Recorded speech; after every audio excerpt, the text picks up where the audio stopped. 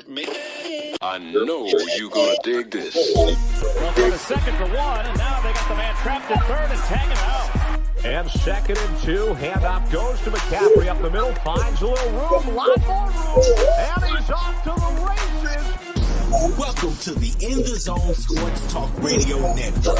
You're listening to the Just Us Sports Talk Show with your host, Kate Diggs from Harrisburg, Pennsylvania, the small city with the large heart, and co-host Dan the Hater Clark from St. Petersburg, Florida. Also co-hosting Murray E. Baskerville from Gotta Be More Careful, Baltimore, Maryland. These are your hosts, bringing you the ultimate in sports news for the ultimate sports fan. Be sure to download the Try 99 TV app on any smart device and subscribe to In the Zone Sports Talk Television. The cost is $4.95. Thank you in advance for your support. Now sit back and prepare to get into another episode of the Just Us Sports Talk Show.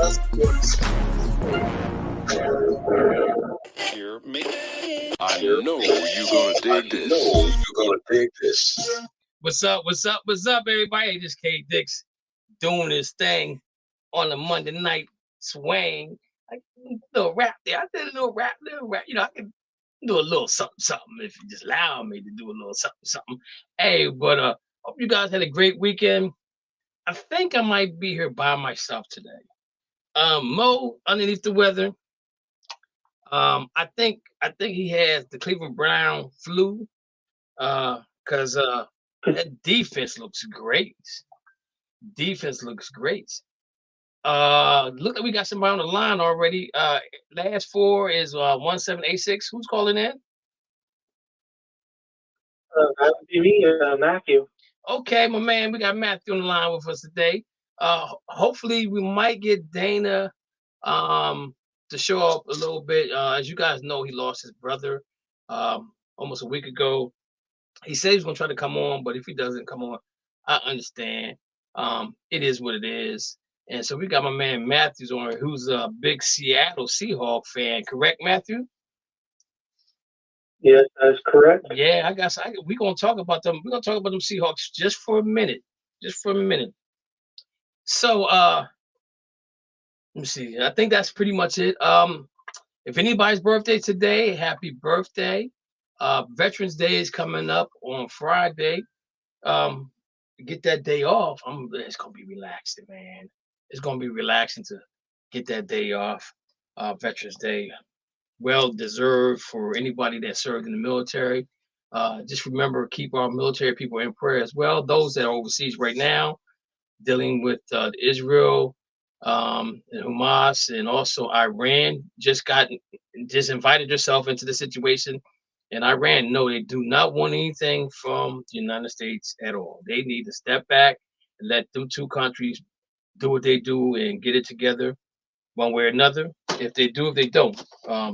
We looking at this thing with Israel and Hamas. This has been going on since we were born, and it probably still gonna go on when we die. Because for some reason, everybody think they're right when it comes to the religious side of the world. And you know, the Bible says what the Bible says. You're interpreted the way you interpret it. But again, we all are here for a reason. And to lose life, young life, babies, mothers, everybody that has no bearing on this tragic situation that's going on overseas, we want to just keep that family in prayer. But look like we got Lou on the line with us tonight. Lou, what's going on, brother? Yes, it is. Good evening, Kevin. Good evening. We got Lou and we got Matthew. Okay, so we're gonna be doing some talking tonight. Hopefully we get somebody on the inside the one of the rooms. Somebody already said something to me. Heard a comment said, "Hey, K Dix." I don't know if that came from what page. I got it on both pages. I got it on the Just Us page, and I got it on the In the Zone page. So basically, what happens? I end up confusing myself because I don't know what page they are hitting me up on. But it's all good. It's all good, ladies and gentlemen. It's all good. Did we get somebody else on the line? I hear another ding. we may get a full house tonight. Who we got? Oh no, it wasn't another thing. It wasn't another thing. Let me check real quickly in the zone page if Francis Torres said, "Hey, Cat, what's up, man? Hey, I'm glad to see you around, brother. I know you was under the weather a little bit, but I see you back on track. The Jets play tonight. Should be an interesting game. Yep. Should be an interesting game. All right, so let's get with it right now. So in baseball, we always talk about baseball because baseball is baseball. The Chicago Cubs fired David Ross, hired Greg Counsell as the new manager. They gave this dude 5 years, $40 million. Let me repeat that. 5 years for $40 million. He's the highest paid ML manager ever. He's broke the record. And I don't know if baseball is so analytical right now. I don't know if it's the coaching, the manager, the pitching coach, the batting coach, the outfield coach. I don't know who's to blame when team loses anymore. You know what I'm saying? I just think talent, better talent beats better talent. I just think, in my opinion. But yeah, they gave my man a boatload of money. And you also got some free agents going on, and Shotani is going to be the guy that everybody's going after. They're saying that the Dodgers are head and shoulders above everybody else, but don't fall short of the Red Sox as well. Red Sox could be in the running for Shotani. We already know that he won't be pitching at all in 2024. He will be hitting, and maybe in 2025 he gets back to the pitcher and the hitter that he actually is. So I'm gonna ask the guys on the panel right now. Do you think with Shotani just hitting, that takes away from his greatness that he can't pitch? Because the only thing he knows is to pitch and be a hitter. So Matthew, what's your thoughts on Shotani? Do you think this is gonna hurt him going forward to the next team that they end up with? I think it's a positive thing with him because as he's recovering from that, he can focus on the hitting. Where once he gets back into full control, if he loves to hit, he can focus on hitting and pitch less games. Okay. Lou, what's your thoughts? I mean, he's such a great hitter as a pitcher. And, he did get the most home runs in the league over last year, 42 home runs. So I don't think, not pitching is not going to take away, next year at all. And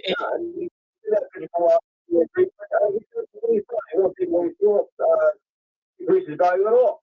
And you're right. I totally agree with you guys because if he don't have to pitch, that means he's gonna be stronger with the bat. You know what I'm saying? Can you imagine? Yeah. Just only thing he gotta do is hit the ball and run the bases, and that's it. He's gonna be the DH. So I guess the DH is gonna pay off in the National League if he goes to the Dodgers. And if he goes to the Red Sox, he's still, he's in the American League. I know they said weather is a concern for him, but his favorite player played for the Yankees, right? But the Yankees, I don't know if they really want to spend that type of money on him right now. The Yankees. No, they don't. The Yankees have went away from spending big money on players in the last few years, and it hasn't really panned off the way it was before. So when you were doing something and it was working, you might want to go back to it. Now they didn't win the World Series as they spent all that money, but they were very, very competitive.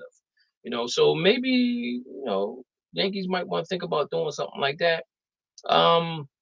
Matthew, what's going on with the Seattle Mariners, man? Are they going to be ready at the beginning of the season?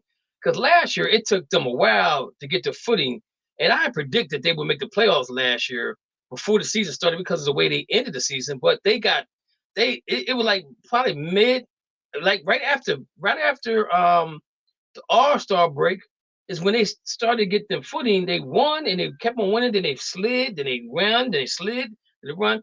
So Matthew, what's your take on your Seattle Mariners going forward to next year? Currently, right now, I believe we're going to be ready, as we have the big contract this past season. Right. So right now, I believe they're focusing with the pitching. Okay. As pitching has been a big factor with the Mariners this past season. As with Castillo, in the playoffs, not in the game, but in the playoffs, he had a bit of a struggle, which he's had towards the end of the season lately. So hopefully they can get him coached and all the pitchers coached in the right way so that their muscle is strong as they're doing their pitching. Okay. All right. And so that's pretty much what's going on in the major leagues right now. In college football, Georgia has leapfrogged Ohio State to be the number one team in the AFCA coach polling and the AP polling. The ranking actually is the same way, I believe, the way they have it set up. But you have Georgia at 1, Michigan at 2, Ohio State at 3, Florida State at 4, Washington at 5, Oregon at 6, Texas at 7, Alabama at 8, Penn State at 9. So Penn State actually won this weekend. They moved up. That's the team I follow. I'm gonna say this to everybody out there. You guys don't see anything on Penn State except for I got something up in the wall over here. I got the little lion, right? If they lose to Michigan, I'm done with them. I'm going to find me another college football team to cheer for. They're the only team I cheer for that really don't have any. They do have some Black history, but the reason why I cheer for them is because my uncle went to Penn State, and that's how I became a Penn State fan. So that's why I became a Penn State fan. Now, the next team I get if Penn State loses to Michigan, it probably won't have anything to do with Black history at all. It's because I just feel like I want to support a team that has an opportunity to maybe compete for a national championship, right now, next year, the year after that. And, it'd be just my luck. I leave Penn State and they end up going to the national championship two or 3 years down the line after I let them go. You know what I'm saying? I think their quarterback is pretty decent. I finally watched him play, and they let him play against Maryland. Because they didn't let him do that against Ohio State. But so you got Ole Miss at 10, Louisville at 11, Oregon State at 12, Utah at 13, Tennessee at 14, Oklahoma State at 17 and 15, Missouri at 16, or Oklahoma at 17. So I was talking to some Oklahoma fans a while ago, and they were telling me that the quarterback from USC should have stayed there. I said, well, why should he have stayed there? The coach that recruited him and left, went to USC. So why don't he follow his coach? Because that's the guy that recruited him. So I said, plus he left, and the only thing he did, I said he left and he went from one team that don't play defense to another team that don't play defense. He tried to tell me that Oklahoma plays defense. I'm like, there's nobody in the Big 12 that plays defense. They average anywhere from 35 to 40 points a game. You know what I'm saying? So that's just a shootout in that division, right? So now the only good thing is that Texas and Oklahoma is going to the SEC next year, I believe. And if they can play like they play in the Big 12, they're gonna do good, because nobody in the SEC is putting up numbers like them guys every weekend. But again, they're in the Big 12 right now, and nobody plays defense in the Big 12. I'm sorry. Do you guys know anybody play defense in the Big 12? Lou or Matthew? I don't know nobody. No, I don't know anyone right now. Okay, I'm just in Big 12. I'm just saying. I he told me I don't watch Oklahoma. I watched Oklahoma play Texas, and that was a great game. Right. And I think with the situation, if they had more time on the clock, then I think Oklahoma could have pulled it off. But you turn around. I mean, Oklahoma won the game, but you turn around and you lose to two unranked teams that's not in the top 10. I mean, not in the top 20. And then you turn around and lose to Kansas, who's now in the top 20. They're top 20, 7-2, but they wasn't ranked prior to that. They was ranked like 25th or something. But you're going to tell me that Oklahoma is really that good? I can't see it. Never saw it. Won't see it this year at all. They're out of the running for the playoffs. But, you know, if you're a homer, you're a homer. I'm a Penn State fan. I'm a realistic. I'm realistic about my team. Penn State won't go anywhere unless they let this quarterback play the game the way he wants to play. Let him be open and flow with the ball. If he needs to throw it down the field, throw it down the field. If he gets it intercepted, gets intercepted. The only way I can stay with Penn State if they lose to Michigan is because they played one of the best games. They just didn't win the game. They let this kid go out and to show his talent for what it is. Because if Penn State wins this game, it could be a three-way tie for the Big Ten championship game. You know what I'm saying? So that game between Ohio State and Michigan State going to really, really matter. Because if Penn State beats Michigan this week, Michigan falls out of the playoff run, they'll probably go to maybe 7 or 8, and Penn State would have to jump them. Would probably put Penn State at 6 or whatever. So like I said, I put Penn State right in the middle of what's going on as far as the playoffs are concerned, because we're taking 6 teams this year. So there's a good possibility that they could beat her. They got a good defense. It's an offense that's not doing what it's supposed to be doing. Running backs are not playing the way they play. They're supposed to be playing big time. You know, I'm gonna say this to you guys. Big time players make big time plays in big time games. I haven't seen that from Penn State yet against a big time team. Right? That's all I'm saying about that. And again, I'm saying the same thing about Oklahoma. They 7-2. You look at the teams they lost to. They wasn't ranked when they lost to them. You know what I'm saying? So, man, come on, stop with the nonsense. This stop being a homer. Admit that your team is not that good. And I even pulled up stats that said they wasn't. I said at best they might be in the top 20 come defense. He pulled up a chart said, oh, they're number 13th. Their takeaways and all. I'm like, stop with the nonsense. That bottom line, play defense, you play offense. Simple as that. You're in the top 10 offensively, and you're not in the top 10 defensively. You're not in the top 20 defensively because nobody in the Big 12 plays defense. But again, the quarterback, he did what's best for him and went to USC. As we saw with USC, they lost again, and he's probably out of the running for the Heisman. And I'm gonna say this: I don't think your record should be a determining factor for you to be selected for the Heisman. If your numbers are good, they're good. It's simple as that. But his numbers are not that bad. He's not the reason why they're losing games. If they ain't playing no defense. Defense. Yeah, USC's not playing any defense. You can't blame it on the quarterback. The quarterback going out doing his job.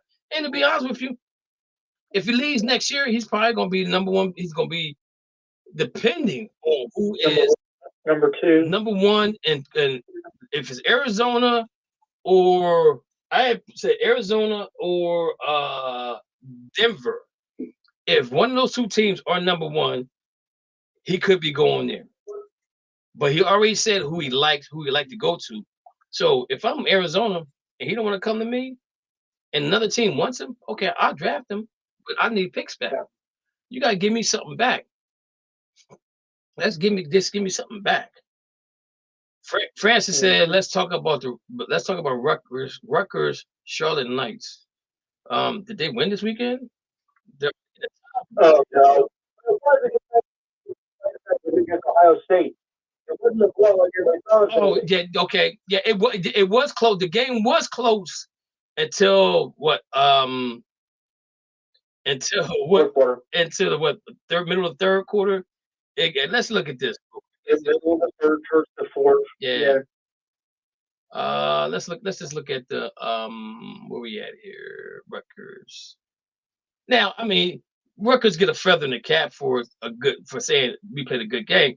So it was 21-9 going into the third. It was 9-7 at halftime. Going to third, Yep. Ohio State scored 14. In the fourth, they scored 14, and Rutgers scored 7. So basically, what it was, Ohio State was playing around with them in the first half and said, "No, you know what? Let's go ahead and take care of business. Let's get this out the way." But because they struggled against that team, cost them the #1 spot in the playoffs. So that's why you need to go out and play as hard you can at the very beginning of the game and not fool around with teams. Now, I'm not taking that away from Rutgers. They had a good scheme for the first half, but what happened to it in the second half, I have no idea because it didn't show up at all until the fourth quarter when it looked like they scored 9 points. So that means they kicked a field goal and they scored a touchdown and probably went for 2 and didn't get it. So, but we could tell that's enough about Rutgers. Okay, guys. So the guy, what's it, Stafford? Is his name Stafford? What's the guy from Michigan? JJ McCarthy. JJ, yeah, the one that Collins. The one that got caught on the sidelines. He has since resigned from being part of Michigan's football program. Okay, so let me ask you guys a question. You know, just think about it if you want to. You ain't got to really think about it. I mean, you can maul around if you want to. Do you think Harbaugh knew what this guy was doing?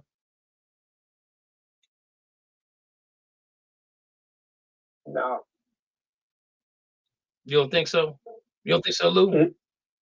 What about you, Matthew? What you think? Honestly, I think yeah.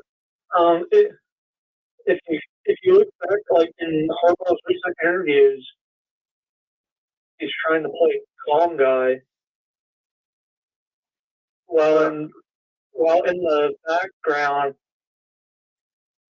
he's acting like he doesn't know, but he's eventually going to let it out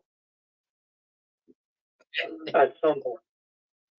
I think 30 years from now, he's going to write a book saying, I knew something was up. Because, and let's think about this, guys, for a real quick second, right? So,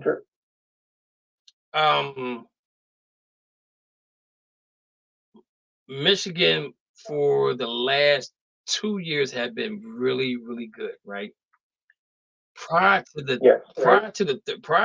third year of them being this good, like they was good, they were really good last year, if I'm not mistaken, and they're really good this year. And the prior year to that, they really wasn't that good. And I'm gonna look something up, right? Let me see here real quick if I can pull it up. Michigan record last 5 years. Michigan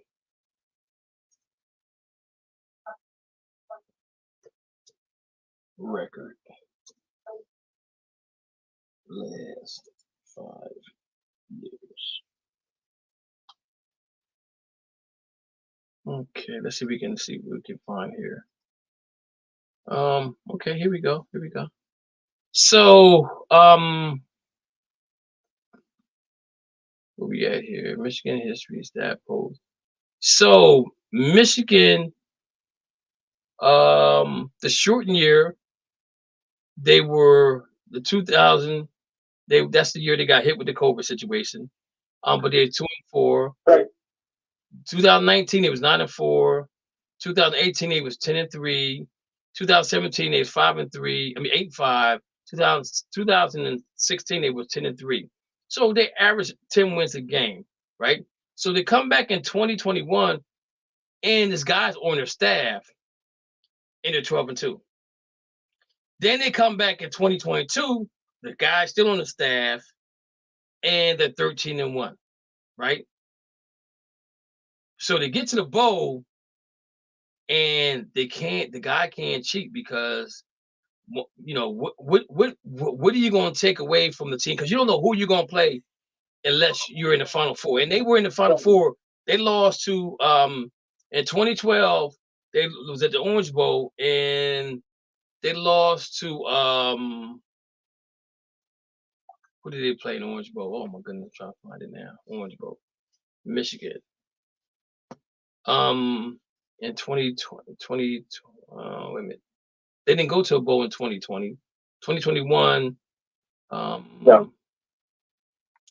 Wait a minute, where am I at here? I lost it. I can't find it real quick. I am gonna go back to this. But I think they says they lost Orange Bowl, and they were 12-2. But I don't think they were outside looking in the 4 teams that played in the playoffs, because I think they lost to Ohio State. Ohio State's one of those losses. Okay, 2022, they go to the Fiesta Bowl and they lose. They're 13-1. All right. Yeah. Now they're 9-0 right now. Right. We don't know what your destination is, Yep. but they're winning. And you go from 10-3, 9-4, 2-4, which was a COVID year. You come back 12-2, 13-1, 9-0 right now. And I'm not saying Michigan doesn't recruit well or better than the other teams. And I would say Michigan might be in the top, I'm going to say 8, 9, 10 when it comes to recruiting. I'm just going off the top of my head. I don't know for sure. Yeah. I don't know for sure, right? But they're not recruiting like Georgia, Alabama, Clemson, Texas. They're not recruiting all. They got a lot of. They might get some 4-star guys, but they don't have a lot of 5-star guys, right? And some people say it might be the quarterback play they have that makes them so good. And I'm not disagreeing with you, but the problem here lies for me is that you have this guy on your team. He's dressing up as another team's trainer or coach or whatever he's doing, and he's getting all their information.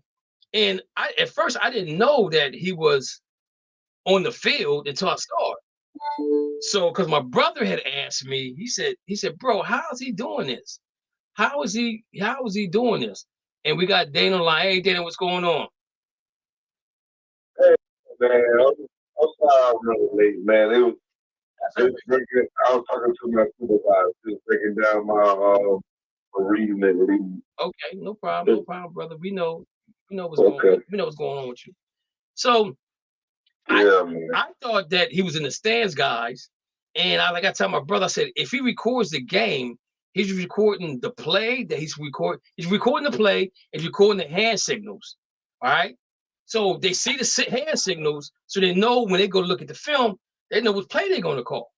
Where if you get game film, only thing the game film shows is game on the field. It doesn't show no hand signals. It don't show no eye signals. It don't show none of that. So it's hard to prepare for a team when you just looking at film and not the hand signals. So I'm thinking that he is in the stands doing this. Dude was on the sideline at a Central Michigan game, just chilling, hat on, everything. And then when the cameras turned around, looked at the dude, he put his head down.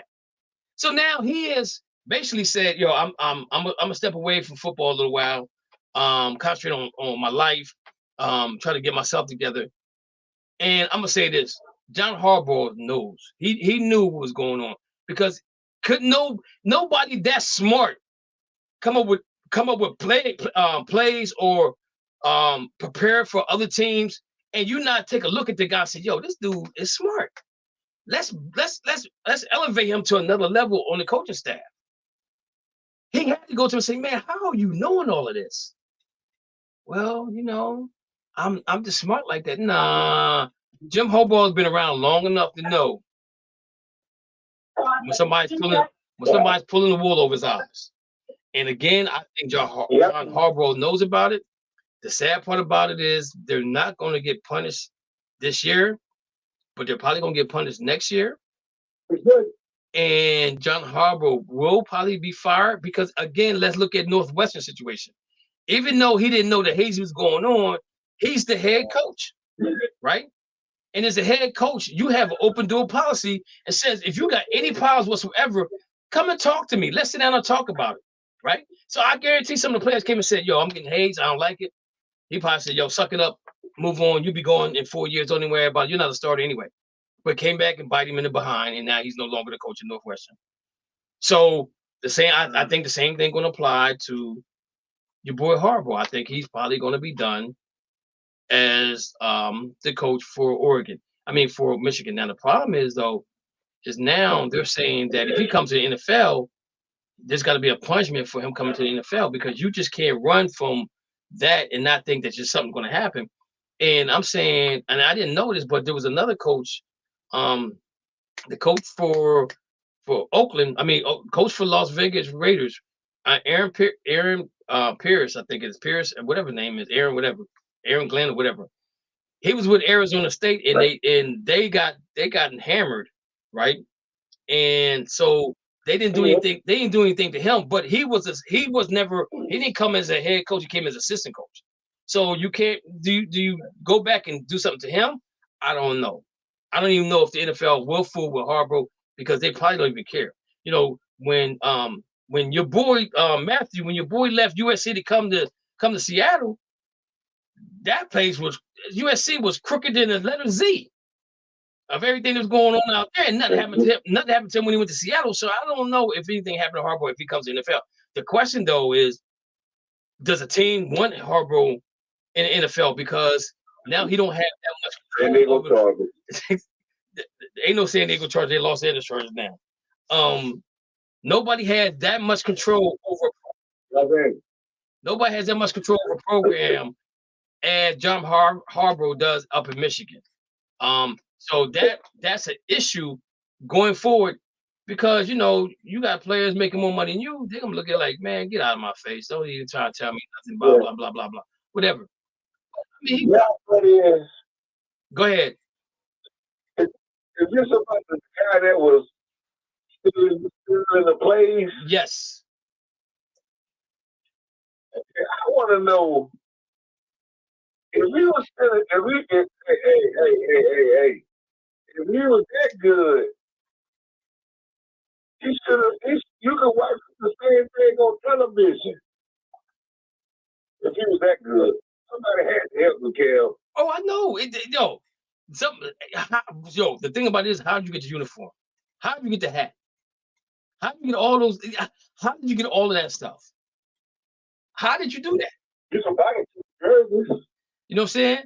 But my thing is, how did he get a pass on the field? Right. So somebody knew something. Somebody knew something. You know, and so and if my man, I mean, the thing about it is he ain't gonna go to jail for it. You know, so the only thing they're gonna say to him is you probably can't never coach football again because you're a cheater. Oh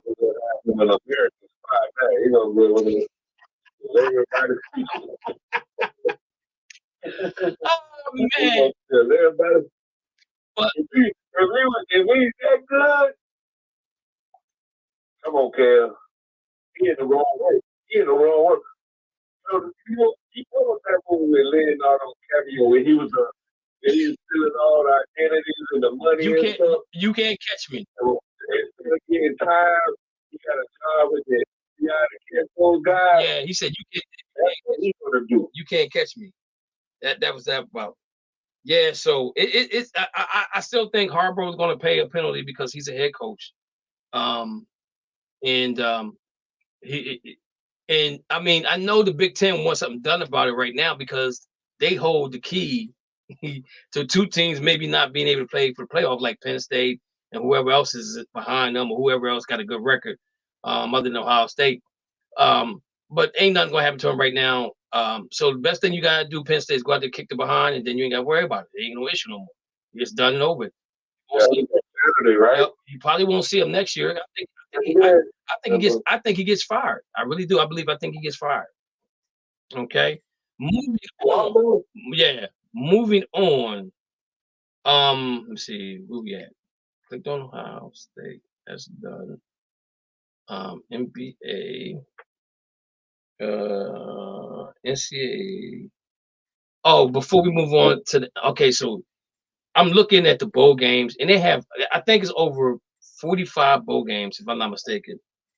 Right now in NCAA football, you have this week coming up, you will have close to 150 teams that are 6-5 or better. Okay. Believe it or not, it's going to be. That's how it's going to be. I just took down the rankings. Let me see if I can pull it back up again real quick. So you have everybody that's bowl eligibility. Only thing I do is win 6 games. Your bowl eligibility. Okay. Yeah. And if you look at the rankings, you have 25 teams right now that are bowl eligibility. Okay. So 25 teams. So that means you got to have another 25 teams, or not really 25. You got to have. You're probably gonna get some teams outside the 25 to play in some bowl games, but they're saying they have over 100, almost close to 100 teams that are 6-5 or better. That's not even ranked. Okay, so Dana, we talked about this before. I know you didn't like it, but I'm telling you, more bowl games will be coming really soon. There's going to be really like Arizona, UCLA, USC, and Kansas State dropped out of the top 25. Next year, right? Huh? They moved 12 games, like 12 teams, right? I don't know if it's next year. I know they doing 6 this year. It's next year. So next year they're going to 8 or they're going to 12? 12. So all right. So now I'm confused because now if you go to 12 games next year, okay, and I'm just gonna pull up Penn State schedule because next year I'm gonna pull it up for next year. Let me see where I was at. Where was that? We go Penn State again. I don't want that. I want what I want. Now they get some new teams in there. Yeah, they have they got let me see if I can pull up again. I had it up the other day. PSU schedule 2024-25.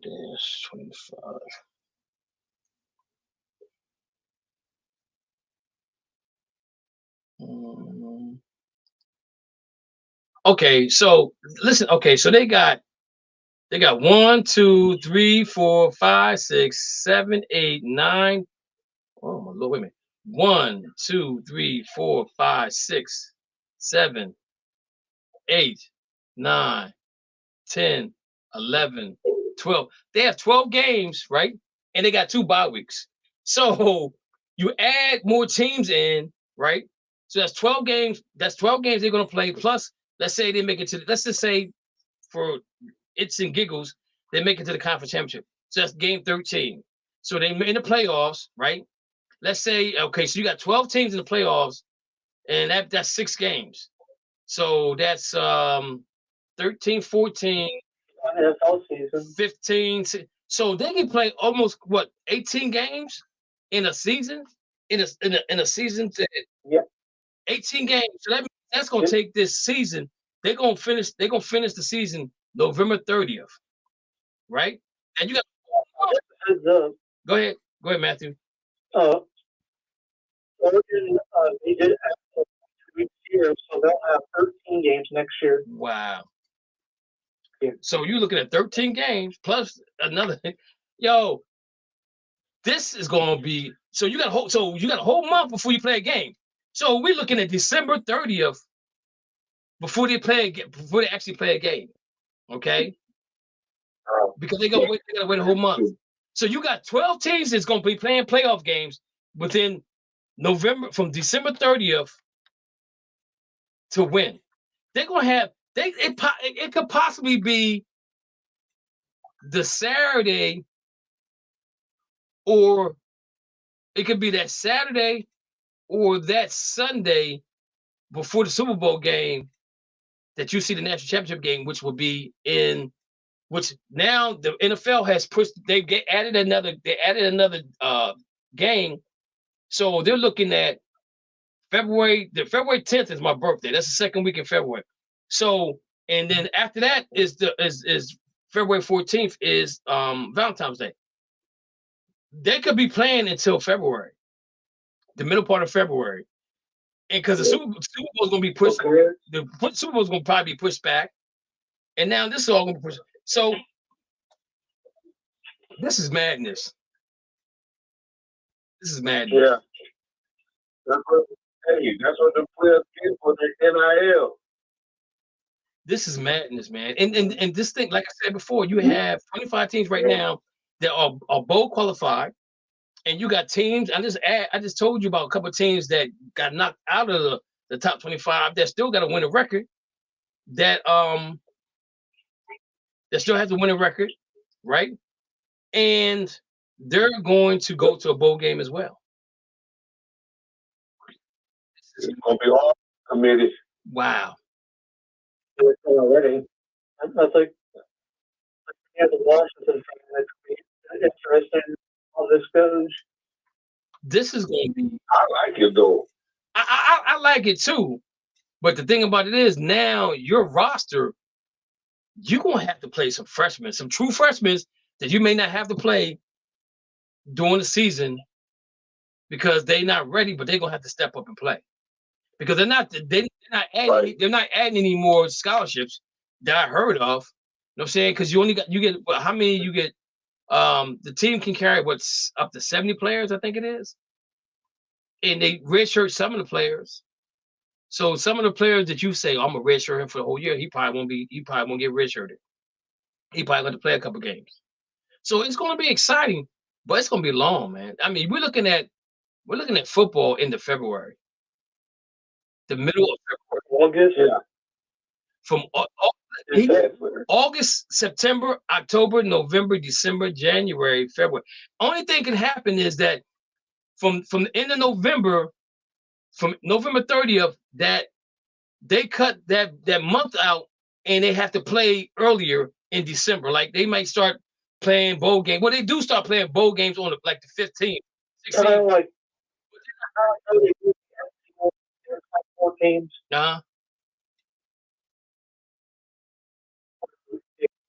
Do a 25 team. Okay. And it's like early. So I could probably see them doing that for the bowl games that really don't matter. Okay, guys, y'all got 3 weeks to get ready. Y'all got 3 weeks to get ready. We're gonna start playing games, and we're gonna start playing games. The second week in November, second week in December, start playing games. So get ready. I'm sorry, but this is the way we're going to do it because we trying to make this money, and the TV rights and all that stuff. So it can be done. It can be done. It's going to be difficult, but they can get it done.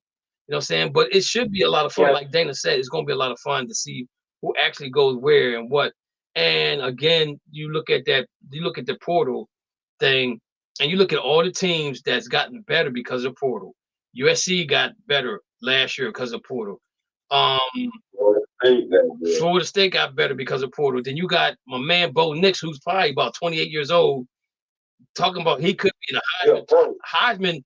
He could be a Heisman candidate. He should be a pro right now. He done been in 5 different programs, and he's still playing right now. You know what I'm saying? So don't forget about Washington.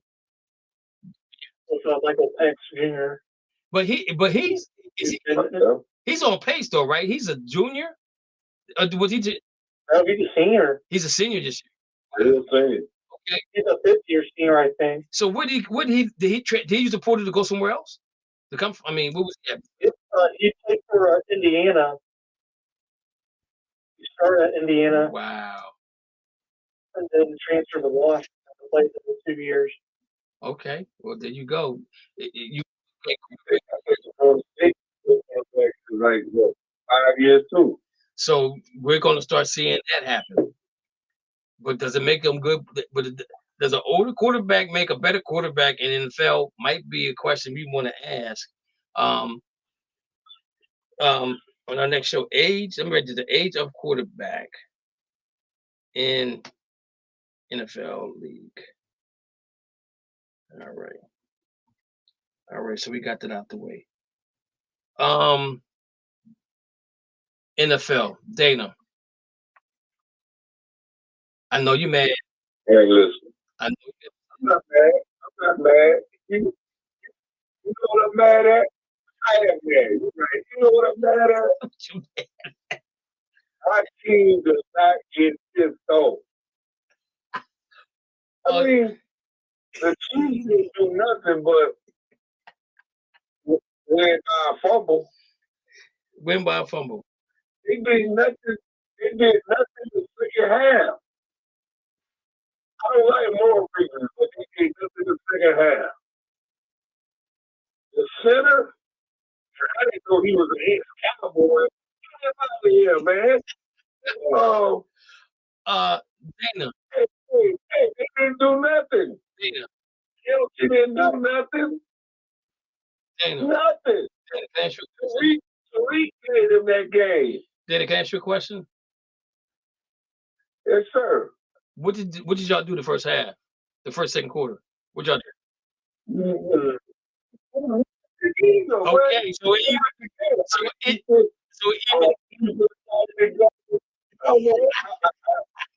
I'm like this. You don't get a running game for the NFL, no not winning. I agree. It's a one-trick pony. So it's ducking down and running out and you hitting him. So it's you gotta work for running the ball. So it's weird that we got 3 people on the panel, and this question I'm about to bring up applies to all 3 teams. Miami Dolphins has not beat nobody with a winning record yet. Dallas Cowboys have not beat nobody with a winning record yet. I thought, until I got corrected.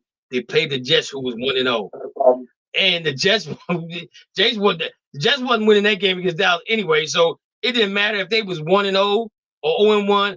I'm gonna let that slide technically because that fact that they wasn't winning team.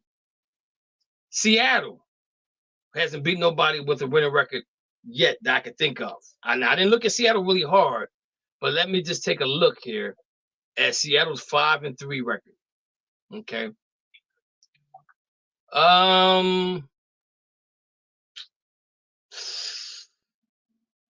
The Browns, I think they were. What's the Browns? Are 5-3, so they was 4-3. So that's one team they won. They beat with a winning record.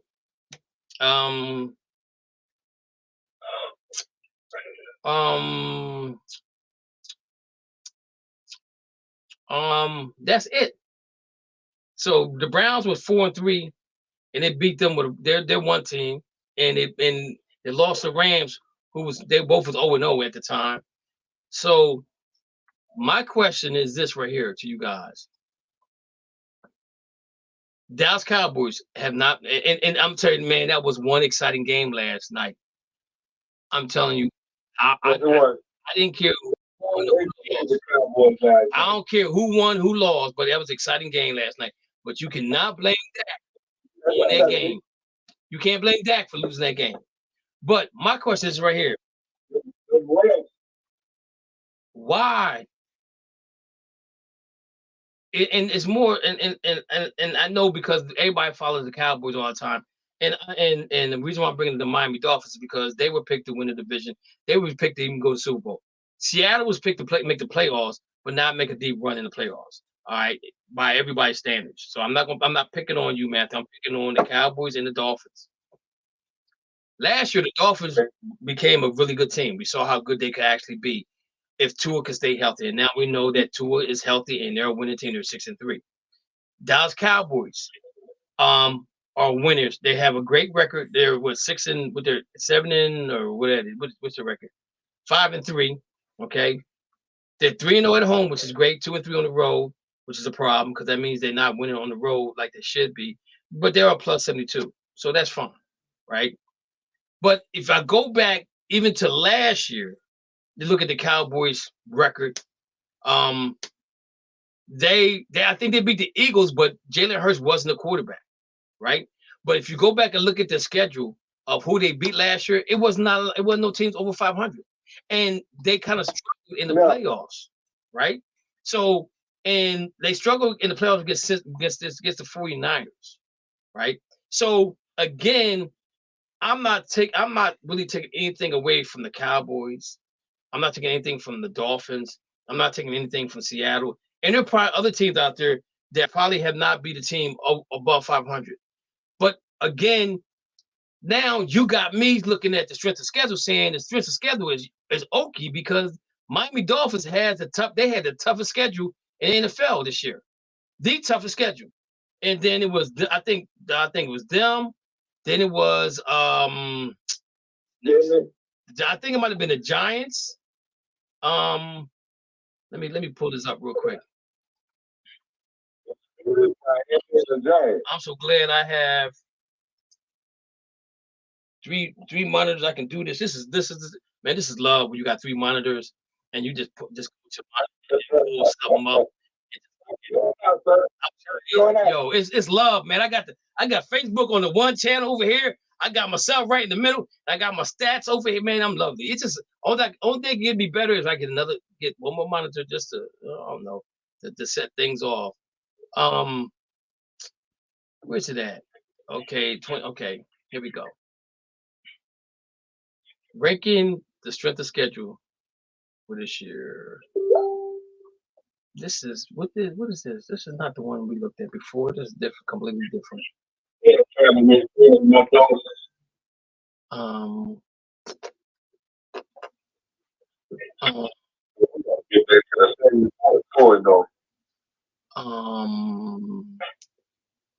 NFL hardest schedule.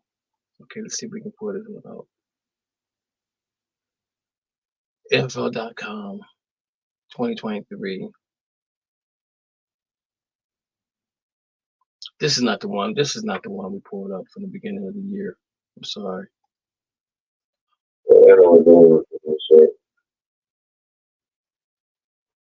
It says Football Network. That's not it. Oh, come on, man. Sporting News. Sporting News. I don't know if Sporting News or not. Okay, so here it is right here.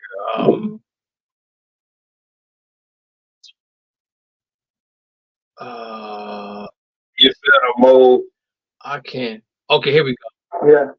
Okay, here we go right here. Philadelphia was number 1. Dolphins number 2. The Giants number 3. The Patriots number 4. Well, okay. Philly is number 1. Miami's number 2. They have 4 teams at 3. New York Giants, the Patriots, the Cowboys, and the 3 teams. They got the Giants, the Patriots, and the Cowboys all at 3. At a win percentage of 0.549. Okay. Now, out of those 5 teams, Eagles in the playoffs, Dolphins in the playoffs, Dallas in the playoffs. Giants ain't in nothing. Patriots ain't in nothing. Just have a chance. At 7, you got Buffalo. At 8, you got Washington. 9, you got the Rams. 10, you got the Raiders. At the bottom of this, you got Atlanta Falcons, the Saints, Houston, Texas, Indianapolis Colts, Tennessee Titans, Carolina Panthers, and the Cleveland Browns. That's 1, 2, 3, 4, 5, 6, 7. You got 7.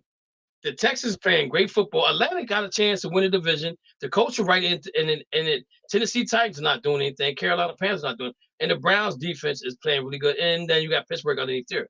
So so the better team out of the final 4, the 4 Colts, Texans, and the Saints and the Falcons. If we were to say to you guys, Houston could be a playoff team, y'all gonna be laughing. Everybody would laugh. Nah, they ain't not with that quarterback. They ain't got what it needs.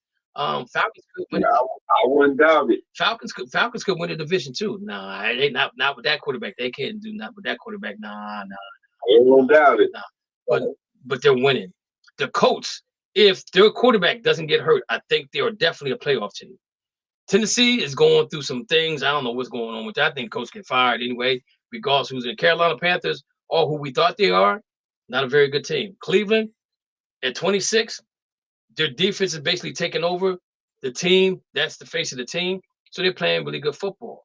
But again, this makes me look at this makes me look at the ranking and say, what is going on here? Why is this the case? But then you go to Miami. You look at your schedule, guys, and look at how many teams they played in the playoffs last year. You got 1, 2, 3, 4, 5, 6, 7, 8 teams. They got 8 teams out of 17 games that was in the playoffs last year. So that's why their schedule was kind of tight, right? So you had the Chargers who made the playoffs, the Bills, the Giants, the Eagles, the Chiefs, who they played twice. They played once. Then you have the Titans. They made the playoff. No, Titans didn't make the playoff last year. Yeah, they did. They won. Yeah, Titans. No, they didn't. No, they didn't. You have the Cowboys, the Ravens, and the Bills at the end of the season. That's gonna be tough for them. That's gonna be really tough. that back end of that 6-3, man. Remember I said this to you earlier. Remember we talked about this last week about that schedule, man. I'm telling you right now, it's gonna be hard. What's the last 3 games for the Dolphins schedule? Y'all have Buffalo, Ravens, and Cowboys. We winning all 3. Okay. I'm gonna call my team tonight. All players needed. We gotta get tough. We gotta get tough. I'm going on record right now, and I'm putting this on the board. I'm putting this on the board. This is my prediction. My Super Bowl team. Ravens versus Eagles. Eagles win. What's the final answer? Yep, that's mine. I'm putting it on the board. I'll put mine on the board. Wrong. I'm just saying. Dolphins. I'm putting it on the board. I'm putting it on the board. So we go back. So we go back to the standings again, and we look at Miami at 6-3. Okay, the Jets are 4-3. They play tonight. They win. They be 5-3. Buffalo got problems. They need to fix it. The Patriots talking about firing their coach, but I'm not. They gave him a contract extension because they're probably going to trade him to another veteran team. Okay, and I'm gonna say this: don't be surprised. I hope Mo was listening. Don't be surprised if he goes to the Pittsburgh Steelers because they already have. They don't need a rookie coach there because they already have the nucleus to be good. Dana, he could go to the Chargers in the AFC. In the NFC, the Washington Redskins, the Green Bay Packers, Tampa Bay Buccaneers. Where Belichick could go because they said they decided to a contract extension only so that they can trade him to a team to get picks back. Just remember that. Just remember we had this conversation, guys. What do y'all? Let me get y'all take on that. Lou, what you think about Belichick getting traded to another team? Yeah, I think it's a possibility. Going somewhere else. You know, you don't have the thing as it used to be. So I think it's changed. You're really good. Okay. Matthew, what's your thoughts? I think Belichick, if he does get traded, he'll go to the Raiders because there's an owner I didn't think about who that. used to play for him. I didn't think about that. It's Tom Brady. I didn't think. That's a good point. Well, they don't get along though. They said.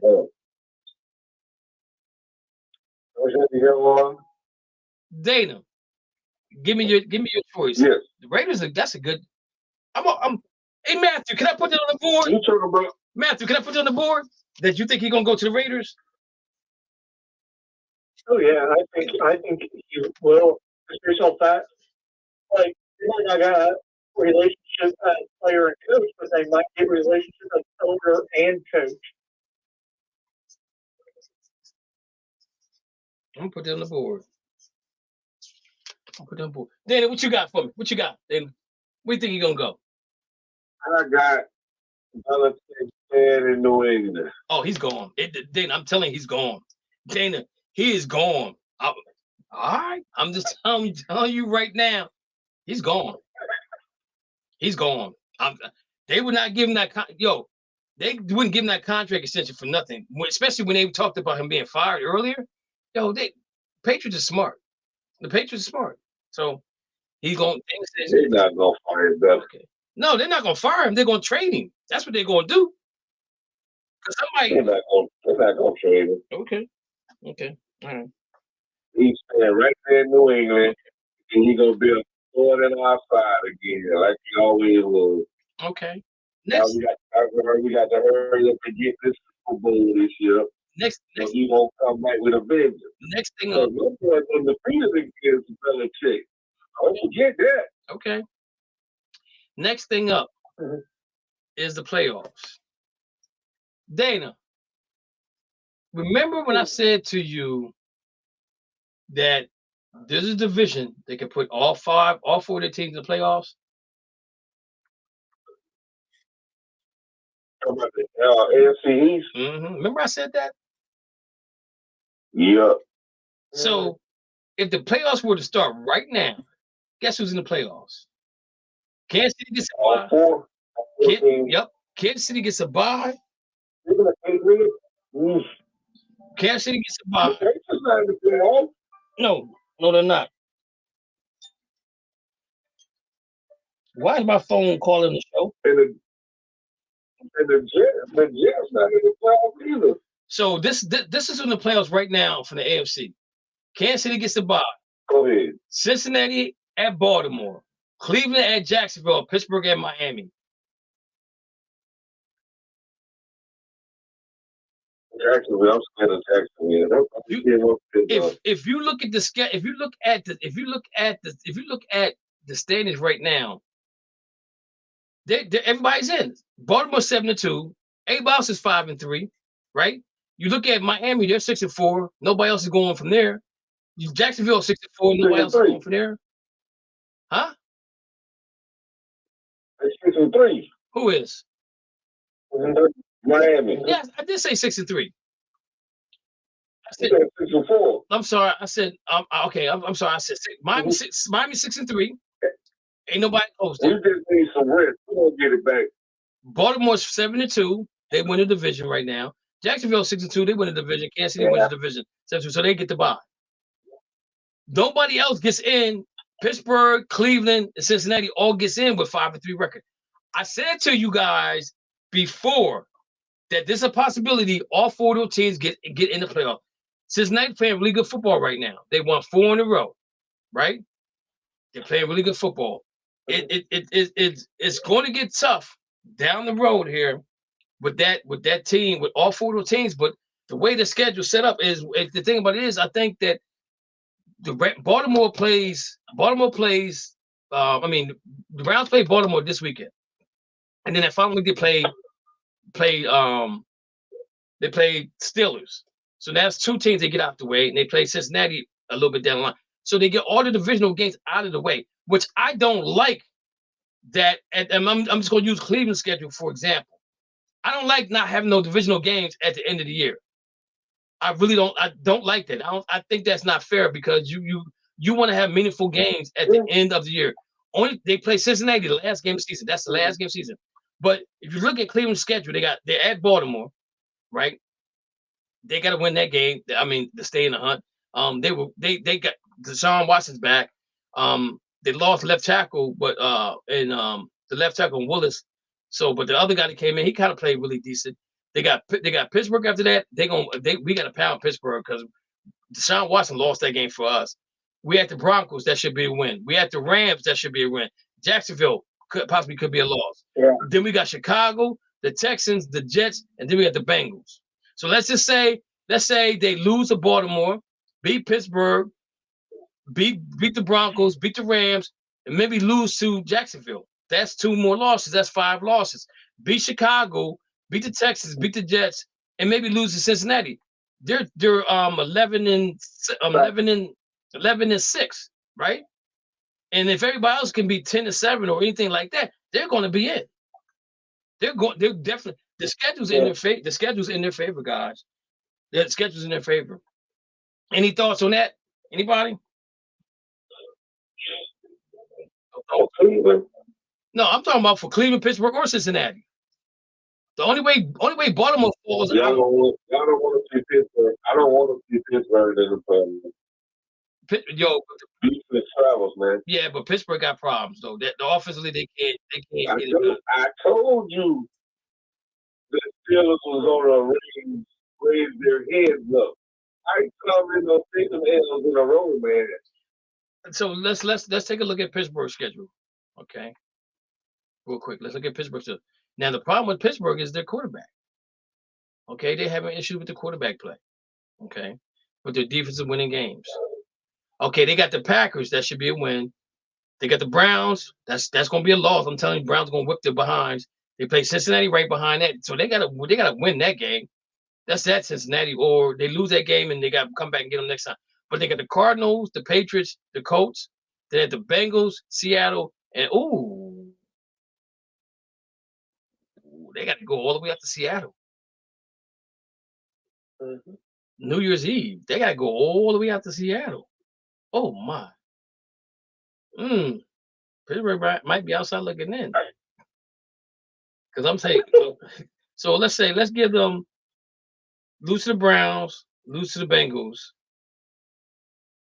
They beat the Cardinals, they beat the Patriots, they beat the Colts. They beat the Bengals. So they're 5-3 right now. They lose to the Browns and they lose to the Bengals. That's 5-5. So they go 5-5, 5-6-5, 7-5, 7-6, 8-6, 9-6.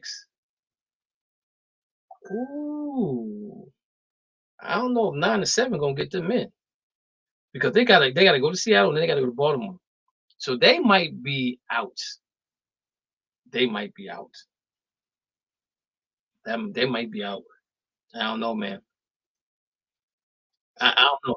We're gonna get it together. Hey, Matthew, you out? Do you live in Seattle? No, I do not. I do have family that do. So now I can't remember. Do they have a lot? Do they have a lot of Pittsburgh Steelers fans out there? Because I know Pittsburgh travel well. They travel well. I believe they do. Not a lot, but a good amount that you can see them on TV. Okay. All right. So like last year, go ahead. I went out and flew out to Seattle and watched them play Carolina. Mm-hmm. And Carolina traveled well. Wow, that's crazy. I would have never thought that. That is crazy. I would have never thought that. All right, so we're moving on, guys. The Raiders won yesterday. I want you guys to give me your opinion. Don't say yes or no. I want you to elaborate on why you're saying what you're going to say. Was the Raiders celebrating because they won the game, or was they celebrating that Josh Daniels got fired? Dana, give me your answer to that. I think they celebrated both because I read where they was complaining about how tough Josh Daniels was. And I know Devontae Adams is happy that he's going because he wasn't getting the ball. He's kind of still not getting the ball. But I think they were celebrating for Antonio Pierce. Mm-hmm. And I think they were celebrating that not Antonio, but Josh McDaniels was gone. But they might have messed up. I think if Josh McDaniels go back to the Patriots, he might go ahead and help Matt Jones out.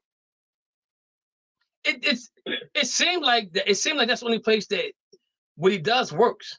For real. I'm gonna say this. I think he got karma as a head coach because when he first had the first job, he got fired, and he turned around and took the job of the coach, and then he backed out, and all these other guys that he hired didn't have nowhere to go, didn't have no job or nothing like that. That kind of pissed me off because if you hire me and you back out the job, now I can't coach, I can't feed my family. So I just think it was karma on him the way the thing with Denver went. We know that he's never, ever, ever will get a coaching job as long as we're alive. We will never see him get another. He failed. He sucks at it. Bottom line, he sucks at it. I mean, there's a lot of things that go into being a head coach, and there's a lot of things that go into being prepared to be a head coach from game to game to game. So a lot of times we judge the coaches on just wins and losses, and never judge them on if they lost a left tackle or if the top running back had an ACL tear, you don't have him back no more. Or you got a new quarterback with a new offensive coordinator and it's just not working out for him. We don't think about all of those. We just look at the wins and losses. You know what I'm saying? But I think with Josh McDaniels, he goes back to the Patriots. Then that's where he needs to stay. He just needs to say, look, I need to be the highest paid assistant coach because I'm not going nowhere. I'm not getting fired again. And he's making money sitting at home. Can I defend Josh McDaniels? Go ahead. You can try. I going to defend him on how do we know that his players they just quit him? I feel they quit on him. I believe what you always say, Kev. I think I heard this from the barbershop. These guys get paid. They don't want nobody listening to nobody. It's not a good environment. They don't care what the coach said. So Dana, let me ask you a question. It's like 8 hours and go home. Okay, so let me ask you this question: whose fault is it that you can't motivate these players to be better than what they actually are? It's the players' fault. So the coach have to I don't motivate know them. about that. So the coach don't have to motivate them.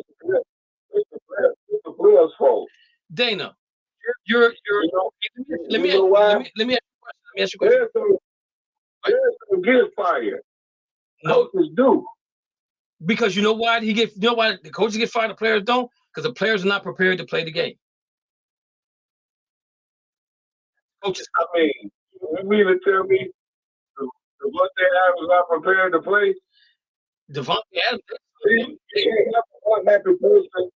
He unhappy about the situation, the quarterback situation. What are you going to do really to get the coach fired? Lackluster performance. But It's everybody performing.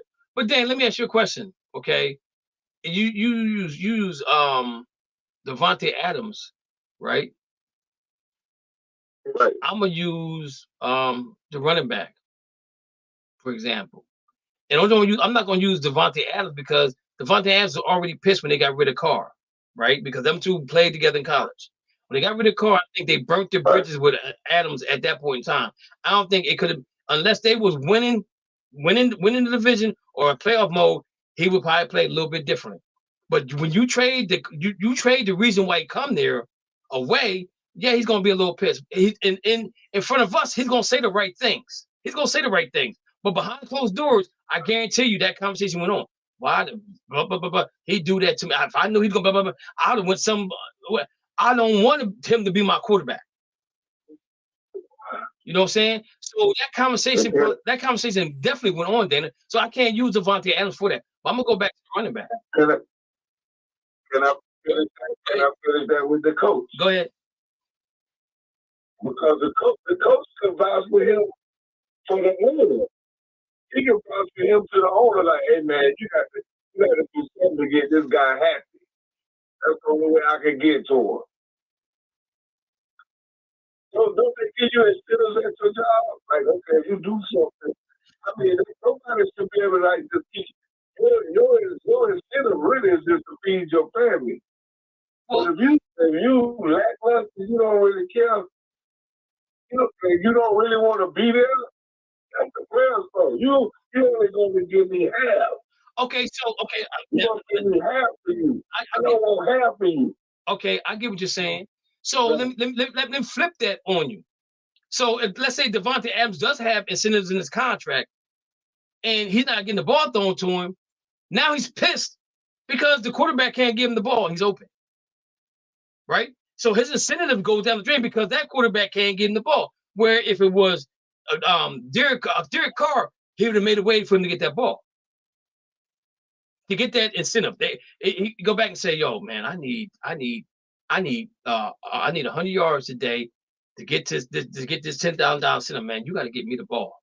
You give me the rest." You know who the realest quarterback in the game? Tom Brady. Huh? Everybody forget he tried to get Antonio Brown the incentives until he got mad at the coach. Again, when we talk about the coach, when we go back to the coach again. So the coach has something to do with that whole situation. That's like somebody else. There was somebody. It was somebody else last year that's supposed to get incentive too, and he didn't get it.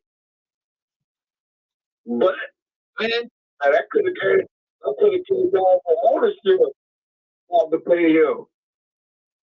But when you do that, not only do you piss that player off, you piss the other players off, and that's why most players now want more. They want the guaranteed money up front than on the back end. But let me ask you a question, Dana. That's what the Steelers did to James Harden. Let me ask you a question, Dana. Seattle played the Patriots in the Super Bowl. Everybody knew that if Marshawn Lynch got that football and scored a touchdown, he was going to be MVP. Do anybody disagree with me on that, on the panel? Anybody disagree? But you? Is oh, man, I got the answer to this. Is anybody here disagree? I think the answer to this question. Do anybody disagree? You watch Club Shay Shay? My question is, no, I don't watch Club Shay Shay, but my question is, does anybody disagree with what I just said? Okay.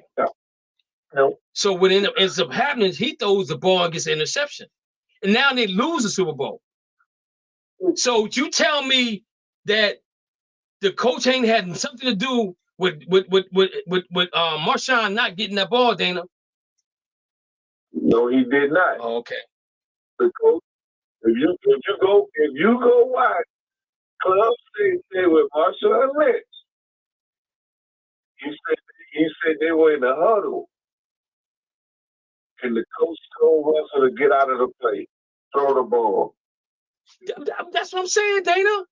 That's what I'm saying. There was a run play, and they changed it to a pass play. But coaches, so why would the coach ask him to do that if all you had to do was hand the ball off to win? Because they didn't want. Don't you override the coach? No, you're not going to override the coach because the coach made the call play. Russell Wilson's not going to do that. He's not that type of dude, Dana. You know, Russell Wilson is not going to change that play. Dana, dude. So wait a minute, Dana. Listen to me. If Russell Wilson makes that pass, he's an MVP. If he makes that pass, he's an MVP. We knew Marshawn Lynch got them to win it. Marshawn Lynch actually got them down there on his running, and the one pass that Wilson threw. So Marshawn Lynch gets the ball and scores a touchdown. He's an MVP. Who gets to go to Disney World? Who gets the car? Who gets to get on the Wheatie box? Hey, the coach told him to get out of the play. They handed to Marshawn Lynch. No, Dana. No, Dana. Yes. No, Club Shay Shay. If it came to wait. So you saying that's what Marshawn Lynch said? That's what he said. I gotta disagree because after that he didn't even want to be in Seattle no more. So who should be mad with? Should he be mad? Relationship with him and Russell. So he was mad at Russell. He's mad. So you telling us? He was mad at Russell. So you telling me that the play never was to run the ball? It was a pass. The play was to run the ball, but the boy told him to do it. The boy told him to get out of the play. I'm telling you. So we got. Wait. I'm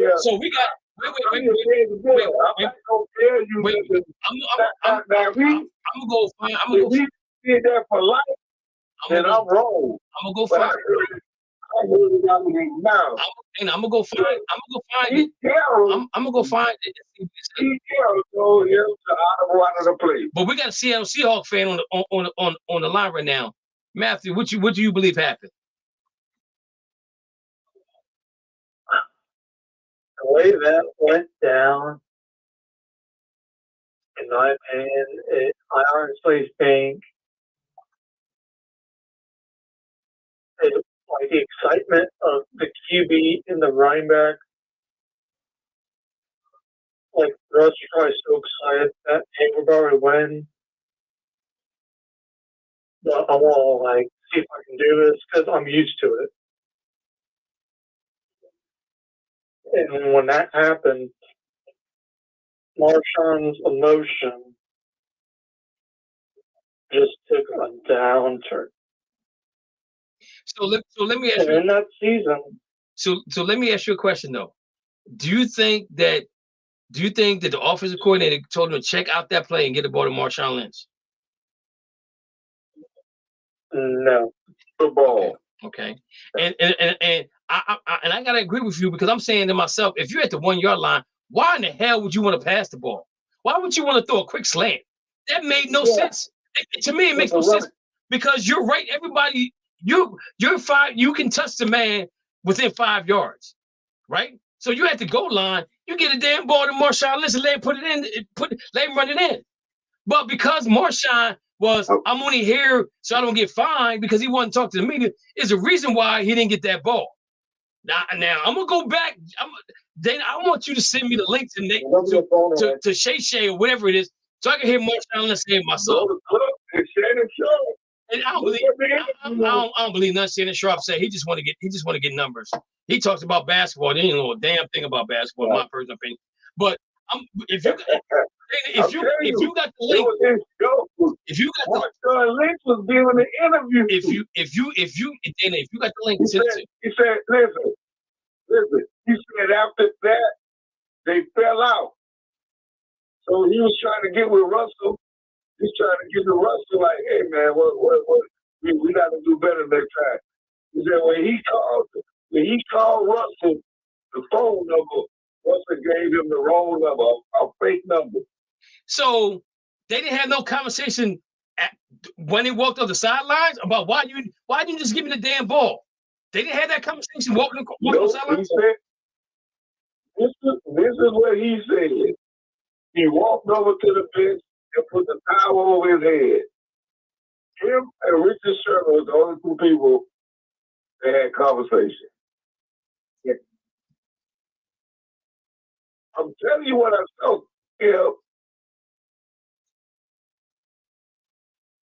I'm telling you what I saw. You said conversation with unless you was getting in labels.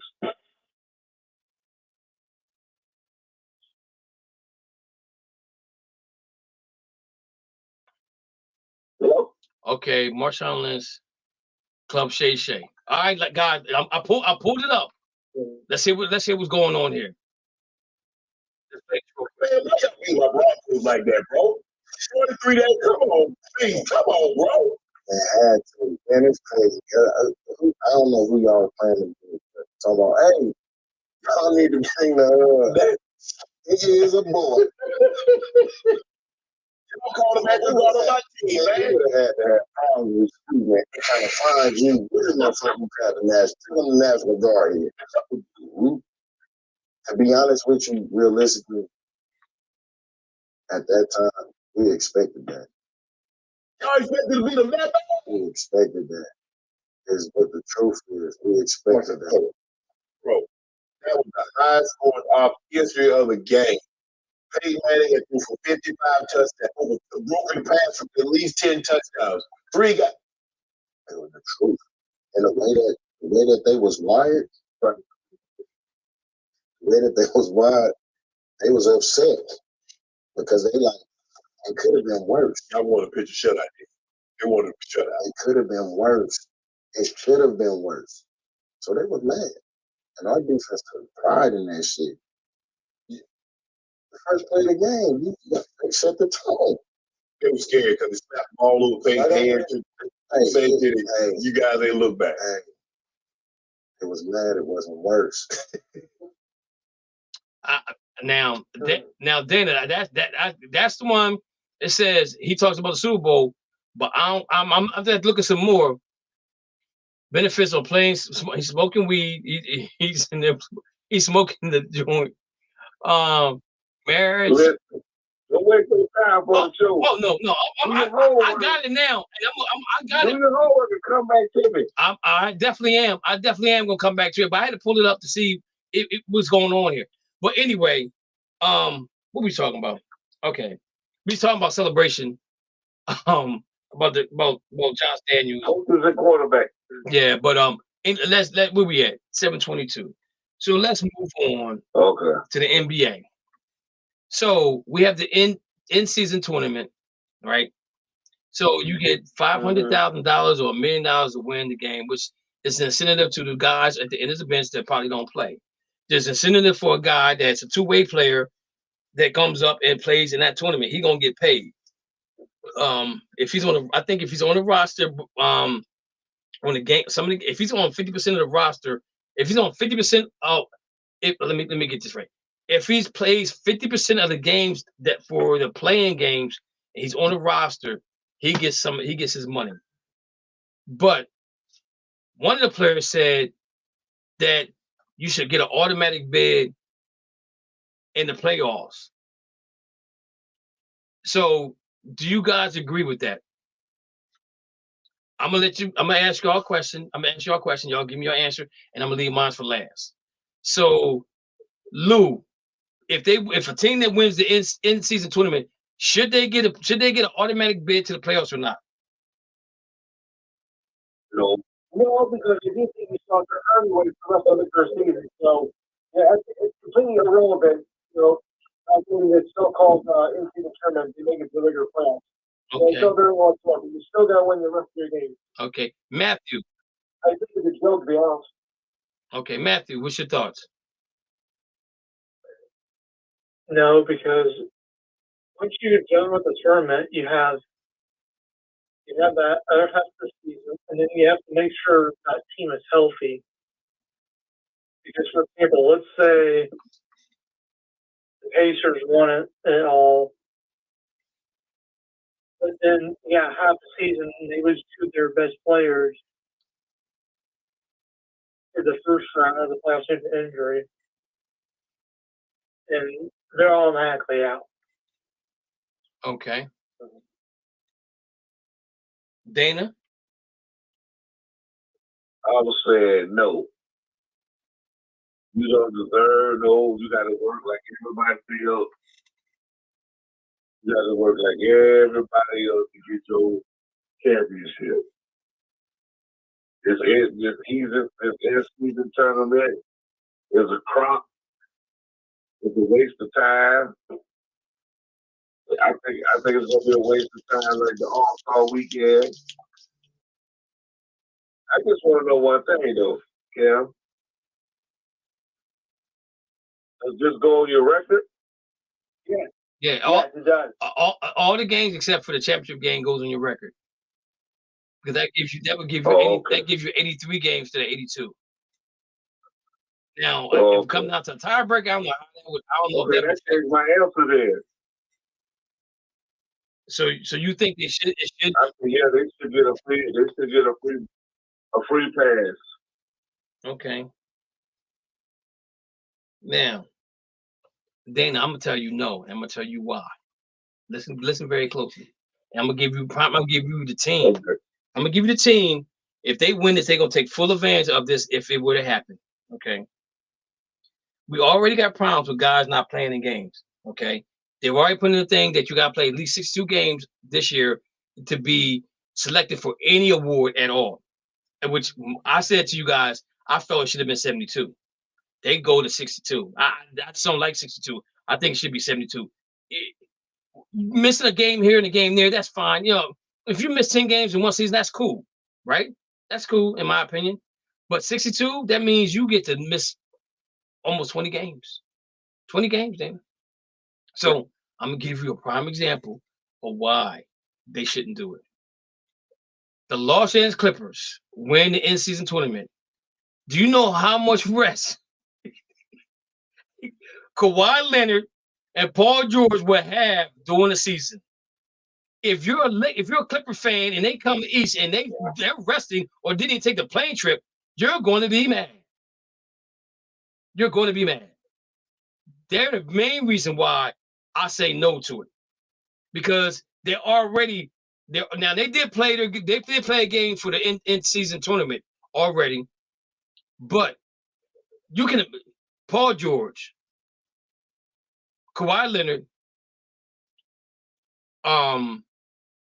Westbrook, and James Harden. Now you know Westbrook's gonna play. He's gonna play every game.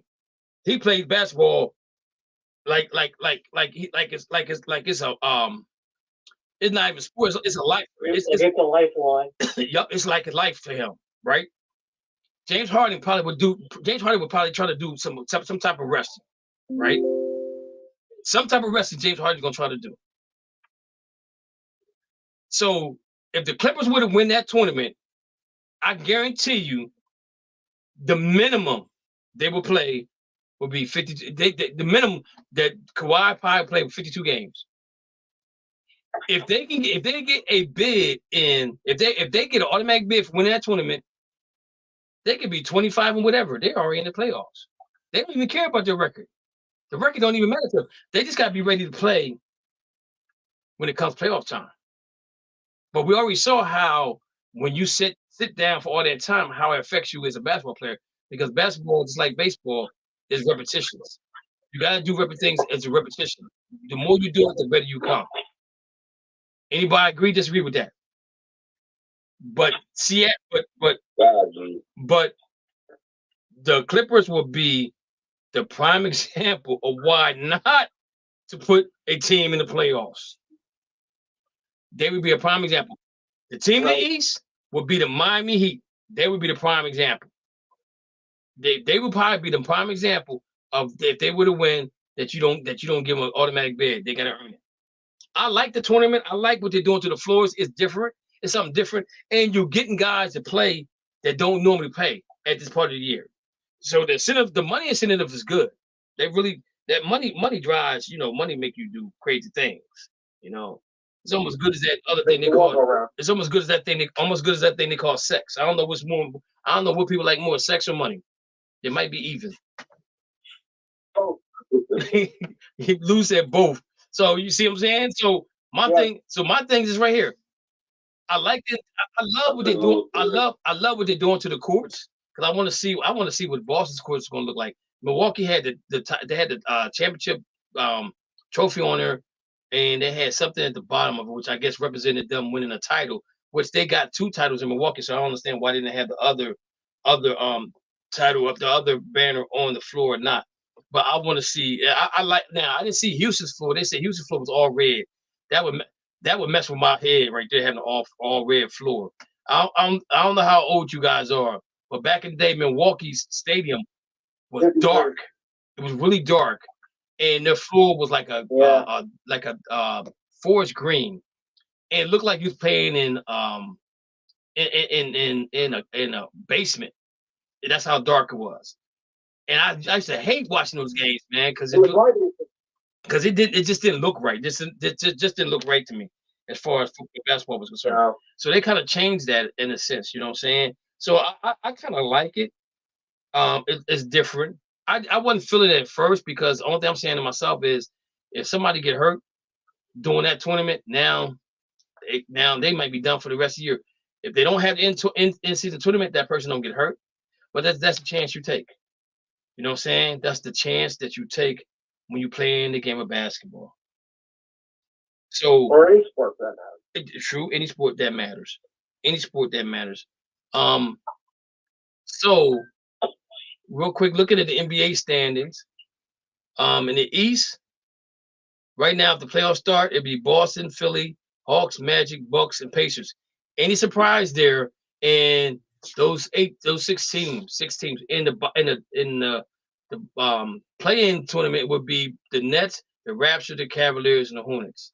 Now I'm just gonna go first on this. I saw Orlando Magic being good.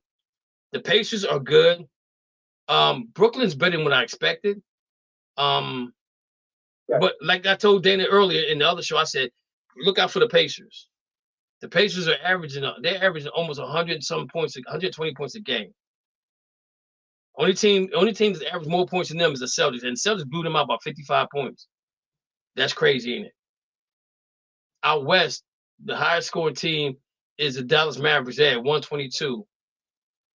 It's the Clippers at 122.4. Anybody that are you disappointed in? Are you disappointed in the Knicks, the Miami Heat, the Pistons, the Bulls, the Wizards? The Miami Heat, this is going to, and they got issues with my man has a knee, something wrong with his knee now, so he's going to be on playing restrictions. The Knicks, I thought, are better. I think they're a better team than they are 2-4. The season's still young, but I think they got a really good team. But I love what the Sixers are doing without James Harden. I'm so glad they got rid of James Harden. I'm so glad. I'm not a Sixers fan. I hate the Sixers, but I respect them. But getting rid of him now allows Maxey and Tobias Harris to be the player they actually need to be. And you got Kelly Oubre, who I wanted Boston to grab up and he's over there balling with the Sixers, balling. So you guys got anybody from 1 to 6? I got the Celtics, the Sixers, the Hawks, the Magic, the Bucks, and the Pacers. Is anybody out there surprised at who's in the top 6 right now? The Magic. Yeah, that's surprising. Yeah, but if you ever watched the Magic play, you can see that they got my man Panaccio, whatever his name is, the dude from Duke. If he can stay healthy, they're going to be a really good team. Their wingspan from the center to the 2 wings, they take up almost the whole court. The wingspan, that's crazy right there. The Bucks, I'm a little. Well, we're gonna talk about the Bucks later on. Anybody else in the East you guys got a concern about or anything like that? Hey, Matthew, go ahead, Matthew. About in a bad way would be the Bulls. They've been holding on to Lonzo Ball despite him being out for the whole season again. I don't I understand. believe this is his third. Yeah, his 3rd year. I don't understand. I don't understand that right there. I really don't. And with that cap, that's what it could be doing. I think It could. Matthew, I think they're gonna be selling. I think they're gonna be a seller for real. I believed a little bit in the coach for a minute there, and I'm not believing in him now because I think sometimes, even with a bad team, you can coach good. You can still coach players to win. They're a -8 in differential, so they're giving up 113, only giving out 105. So I think the Bulls are in trouble. I think there may be some movement. When Derrick Rose left that team, it should told everybody something. Even though he said, "I'll take a lesser role," but he left and went somewhere else. I forgot where he went to, but he's not with the Bulls no more, right? I believe he went to the Knicks. Went to the Knicks. He went to the Knicks. Went to the Cavs. If he still Went back to the Knicks. And I believe he's on Memphis now. Yes, you're right. He did go to Memphis. Yeah. All right, so let's look at let's go back to the standings real quick. Okay. So in the West, you had Denver at 6-1, Dallas at 5-1, Golden State at 5-2, the Pelicans at 4-2, Minnesota's 3-3, 3-2, the Clippers are 3-2. That's the 6 teams that are in. In the play-in game, you have the Lakers are 3-3, Oklahoma Thunder 3-3, San Antonio Spurs 3-3, Phoenix 3-4. In the bottom of that, you have the Blazers, the Rockets, the Kings, the Jazz, the Memphis Grizzlies. I'm so confused with Memphis. I'm so confused with the Kings because I'm not understanding what's going on.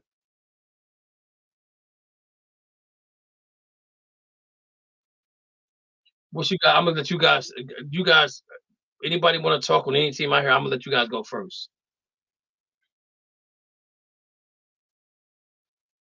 I'm going first. Oh, okay. I feel if I can answer your question to both the Kings and Memphis. Go ahead. I believe it's that transition with team chemistry. Like last year, Memphis had the John Morant problem, and then Baroque. So I think this year they're trying to recover, like forget about that, and like move on in a mental format to where we work with them physically. Mm-hmm. And then in Sacramento, I believe they're trying to build based off of what they did last year, Mm-hmm. but it's going to take time. It just doesn't happen over one season. Right. But Dana, remember when I said to you guys, I was so pissed that Brown got Coach of the Year, and like I told Mo, I said, "Yo, he's been a coach before. He's been coaching the league for a long, long time." In Sacramento, that's all Sacramento needed was a coach to bring out the goodness of how good that team could actually be. And I said, I think Joe Mazzulla should have got head coach of the year because he got it at the 12th hour. And that changed the whole dynamic of that Boston Celtics team, what they did last year. I think they shortchanged my man, but I tell you what, if Boston does what they're supposed to do this year, he definitely would get coach of the year this year. And it might be more rewarding this year than it would have been last year. So, Lou, anybody out west you got concerns about? Well, let's see. I mean, concerns. I am a little bit concerned about the Lakers up to 4-star right now. But then if they had a 4-star last year, when they were 10-10, I think this year it's like the Lakers make a field goal last year. So we're going to be careful with that. The East, I'm concerned about with the Knicks. They're off to a slow start. I thought they're going to be better this year, especially with and whatnot. So it does concern a little bit. But it's early this season. So I am concerned about No. Okay, Dana? I'm going to go with my Lakers. That's Herb Davis. Y'all would know him better known as AD. He got to contribute something. And D-Lo, we got to contribute, man. I mean, it's a lot of games we have blown. And I just think Coach Ham got to put it for man, like, you're supposed to help lead this team. You have LeBron on minute restriction, but it's like he should beat all 5 of them. And now, the last couple of games, they had a restriction on him, but he had to finish through the overtime. And all I'm going to say in closing, I need you guys to step up and help Mr. James win this championship before he retires. And goes to another team to play with his son.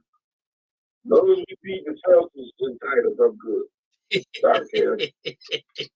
All right, for me out west, the team the team that I'm most surprised at is the Dallas Mavericks are coming together. Everybody thought that Luka and Kyrie couldn't mesh together because of how it ended last year. I think they just tanked for whatever reason it was, and they got fined for that. I'm not surprised the Pelicans. I said the Pelicans will be good if everybody can stay healthy. The team that I'm most disappointed in, I gotta say, is the Phoenix Suns. And the reason why I'm disappointed in Phoenix Suns is because you got rid of a point guard to bring in another guard who ain't played yet because he got a bad back. I don't understand this. You sacrificing the beginning of the season for the middle part of the season. And the thing about it is, when it comes to your back, you can't do anything.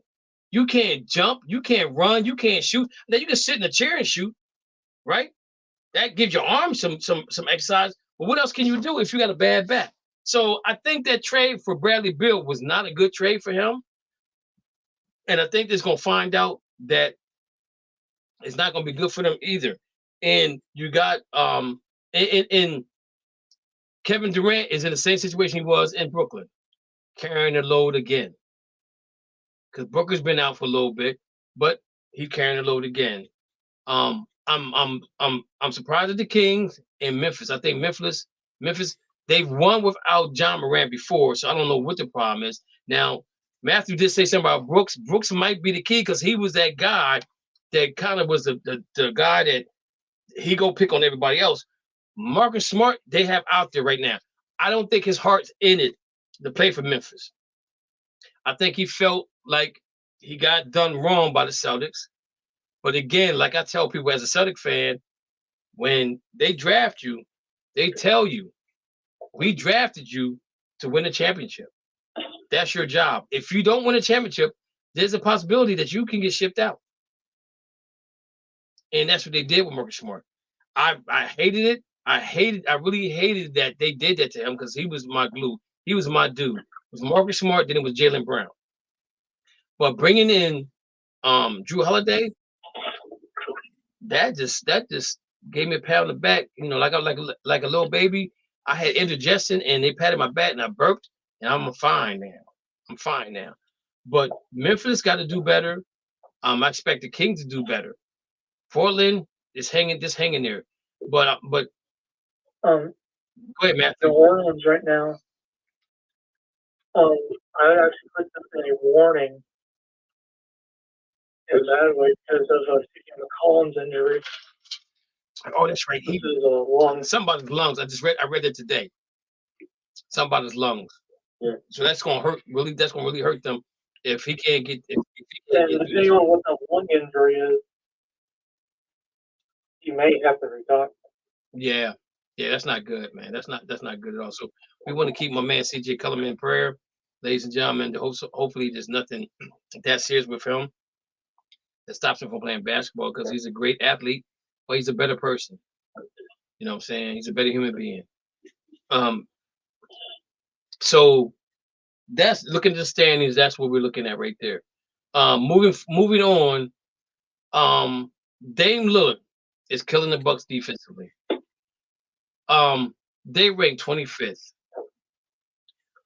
And I tell people this all the time. You get rid of Drew. There was no way I'm getting rid of Drew Holiday to bring in Damian Lillard. Drew Holiday can score and he plays defense. Dame, they ain't playing no defense, man. The Milwaukee Bucks are 25th ranked defense. 25th.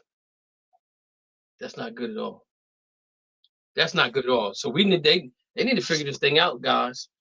They need to figure out how they got to try to outscore everybody. And I watched them the whole game of play against Atlanta Hawks, and Trae Young and them dudes is giving them the business.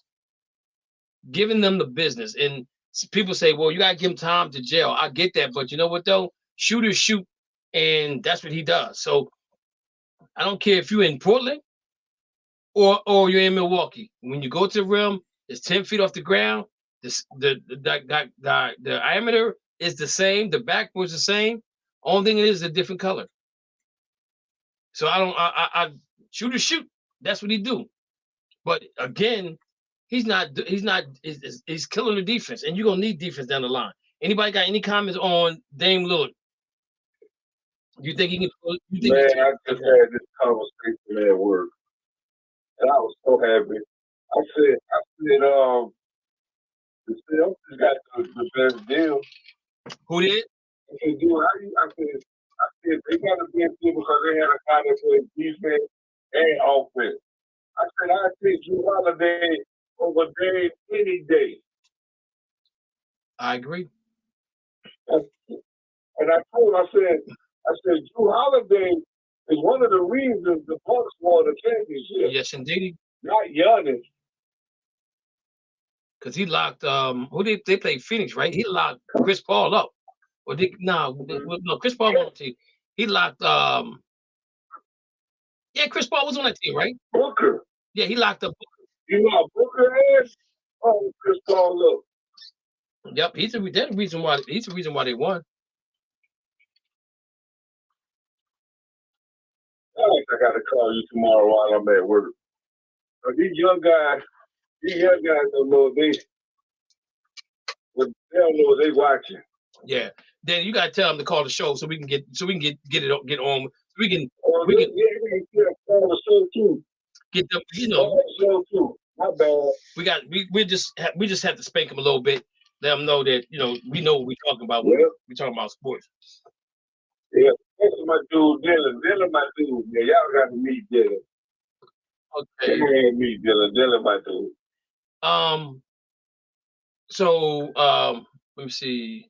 It's Monday night. You got the Jets and who did the Jets play? The Chargers.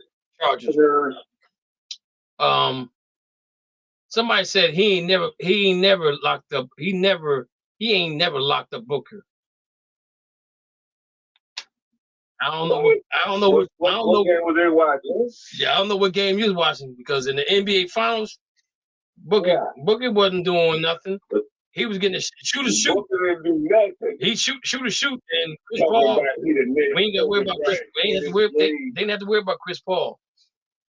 I don't know who that was. Chris Paul didn't even play. Yeah. So I don't know who he's watching. I was watching. I have no idea. So, unless you say NBA 2K. we got about 10 minutes left, real quick. CJ Stroud. Is he the rookie of the year? Anybody close to him? Who? CJ Stroud, the quarterback for Texas. Stroud. Is he the rookie of the year? Oh yeah, he rookie. Yeah, he balled, man. Anybody else? Look at it. Is anybody close? They gonna be terrible. Good and terrible once he gets some real weapons. Only person that's close to him would be Kevin Witherspoon. That's because of the things he did against the Giants. Okay. And Dana, the Miami Dolphins did have a running back, but he got hurt, so he's out of the running. Well, he'll be back. He'll be back after the bye week. We coming. Yeah, but he's not. He'll be back. But he's not. for 63. But he's not running in. He's not going to be running for the rookie of the year no more. He missed too much time, in my opinion. No, they take him out. Watching CJ Stroud play yesterday was incredible. A rookie is getting his job done, and the dude in Carolina, he okay, but he ain't him. He got to get more weapons in Carolina. CJ Stroud, he has. They were already working to have a good defense last year, but what he did yesterday against the Bucs as a rookie, he's ready. That kid's going to be. Now, see, I'm gonna say this, dude. I'm gonna say this. I don't like their owner. I think the owner is prejudiced. I think he's the only thing he's missing is orange paint and a blonde head, and he'd be just like the other dude. But my man, he's got coach. He's going to be probably coach of the year. He got them playing some excellent football. He got them playing some meaningful football right now in the AFC. It's going to be hard for them to win, I think, because of experience. But man, I tell you what, I love watching this kid play. I enjoy watching him play. I really do. And I think Carolina got it wrong. Carolina definitely got it wrong with quarterbacks. You guys got any comment on that, on the quarterback situation? Our boys play the Texas too, so we got to watch out for all that. All right, next up. We got 7 minutes left. I'm gonna call out, I'm gonna say some names and tell me what first thing comes to your mind when I say these names. Let's see here. Somebody said if Ancient gets 1,000 yards, misses. Oh, Curry. Curry says if Vanchon gets 1,000 yards with missed games, he will be in the running for rookie now. I don't think so, buddy. He's been gone too long. Sam Laporte, the tight end for the Lions, is rookie of the year on the offense. He ain't doing. Stroud got 5. He didn't have 5 touchdowns, 5 touchdown passes in the game and a meaningful game. So I don't think that's going to happen. So I'm gonna say Brian Belichick. Lou, what comes to mind? Brian Belichick. Well, of course, you mean Bill, right? So, yeah. I mean Bill. I'm sorry. I'll be able to deal with it. Say it again. Bill Belichick. What comes to mind? Yeah, Bill Belichick. Of course, with the he was a new coach. He's going to step down, but he's still hanging in there. Not a few years with it, so he's still going to be one of the top coaches. Okay. Matthew. Matthew, Todd Bowles, head coach for Tampa Bay Buccaneers. What comes to mind? I want to say it's a short statement. Very interesting, as he's done something with Baker that I wasn't expecting. Okay. The other one's is too easy. They just too easy. Way too easy, Dana. Okay. Let's go back up and see. I should have gave these to them guys. The rest of these are so easy. You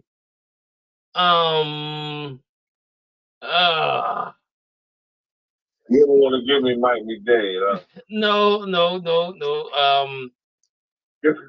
Okay, so you only got 3 left. I'm gonna give you one that I don't agree with, but I'm gonna give Brian DeBall, the coach for New York Giants. What you got for him? I mean, all I gotta say, man, injuries and bad decisions. That's all I'm gonna say. You messed up. You messed up when you gave Danny Dimes the money and not Saquon. He's done. But Dana, he didn't do that. That's the ownership that did that. And we go again, like I said, the coach back. Listen, if your supervisor value you, and they might have been like, "Oh, that's fine. You don't think your supervisor?" I'll come up there and say, "Well, I think Kev was great." Okay. Don't just keep up with some of your good employees. Okay, Dana. Okay. Make sure they get recognition. Okay, Dana. I'm gonna say this to you. You don't want employees make your other employees look great. Dana, we're gonna take. You got your raise because of me, not you. Dana, we're gonna table this conversation. We're gonna table this part of the conversation for next week. So you need to do your homework. Okay. I'm gonna say this to you. Running backs ain't getting paid no more. They're not gonna get paid. The bottom line, they're not going to get paid. So what you're going to do is you're going to put all your money into your You're going to put all your money into your quarterback. Now, what the Giants did was they didn't solidify their offensive line. That's why your boy's out with an ACL tour. He's done for the season. He might be done ever playing football for the Giants again, right? But that's why. And the thing about, and I'm gonna say this: if Daniel Jones would have came out and said, y'all gotta pay Barkley. I'll take a pay cut, but you gotta pay Barkley. He never did that. Now he might have did that behind closed doors, right? But he didn't do it in front of everybody. And I think if he does it in front of everybody, then it's a different type of story. Now we know he got his back, right? But if he doesn't do that in front of everybody else, and he does it behind closed doors, then why talk about it, right? Why talk about it? But the list that I gave you guys were all quarterbacks, all head coaches that are on the hot seat. So you go. So it says the latest. Latest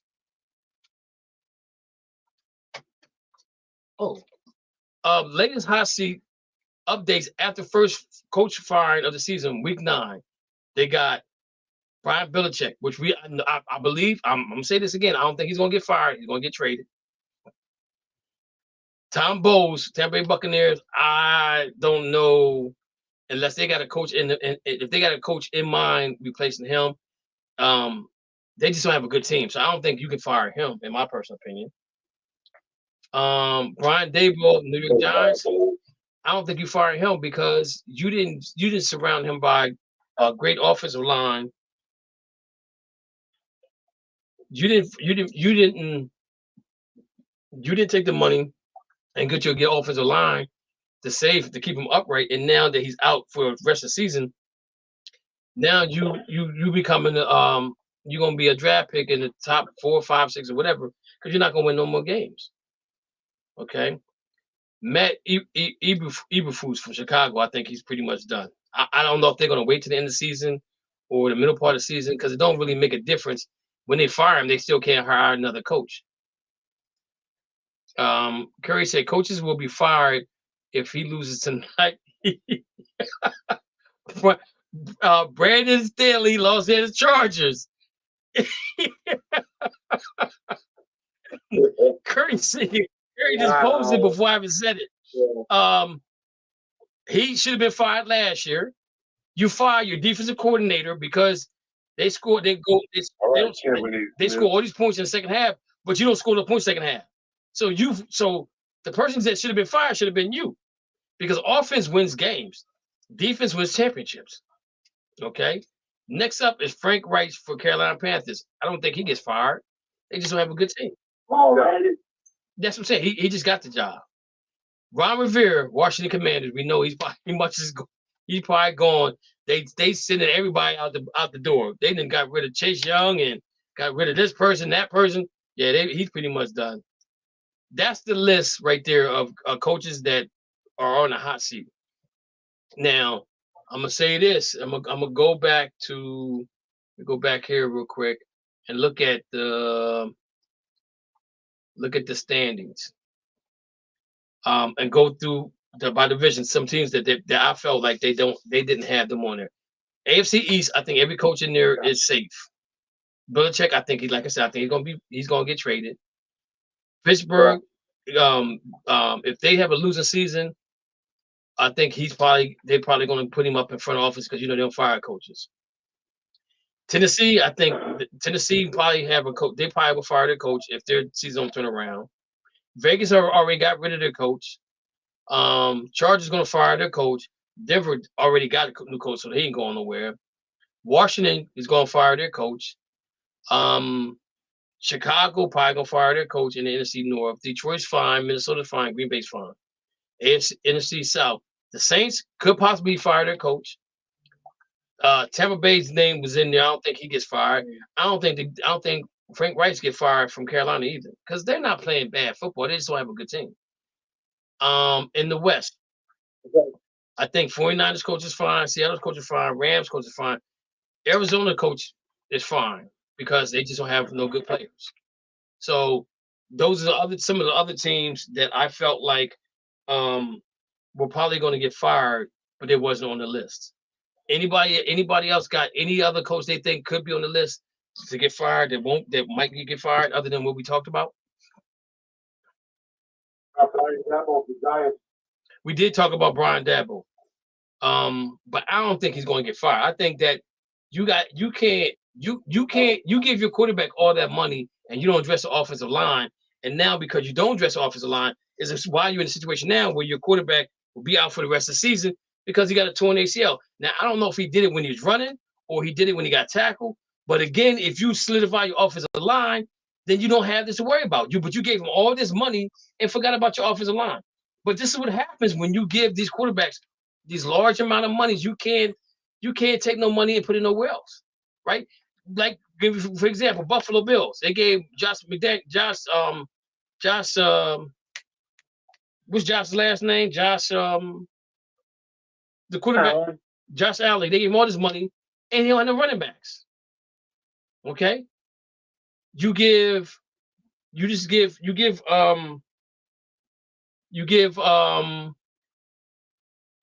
Murray all that money, and you have no defense.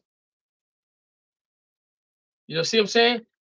And you give Deshaun Watson all that money, he's not even playing well. Period. He's just not playing well.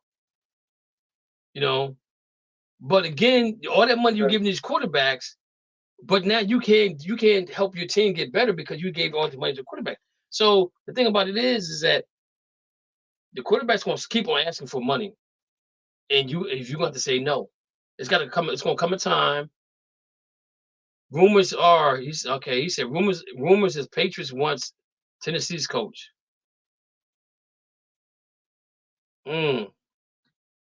Wow. I don't know about that one. I had to look that up.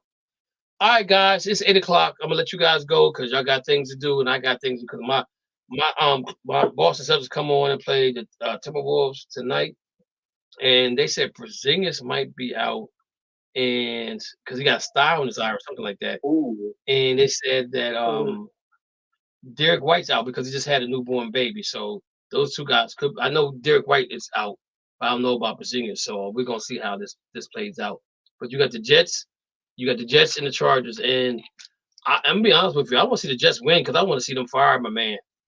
I want to see him get. I hate to say this. He's gonna get fired, but he's still gonna get paid. You know what I'm saying? If you worked at a job and you got fired, they still paid you. Would you care? You know what I'm saying? Well, not really. Yeah, exactly. And they grew Daniels money. I know. All right, guys, I appreciate y'all hanging out with me.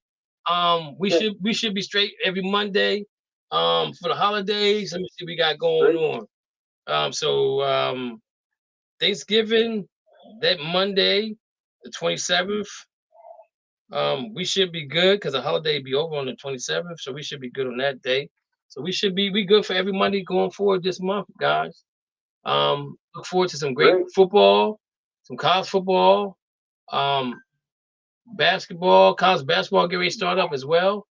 I mean, if you think about it, in November, you probably got basketball, you got football, you got golf, you got hockey, and you might got some NASCAR. I mean, you might got race car driving somewhere in the world. You know what I'm saying? And then you got pickle somewhere.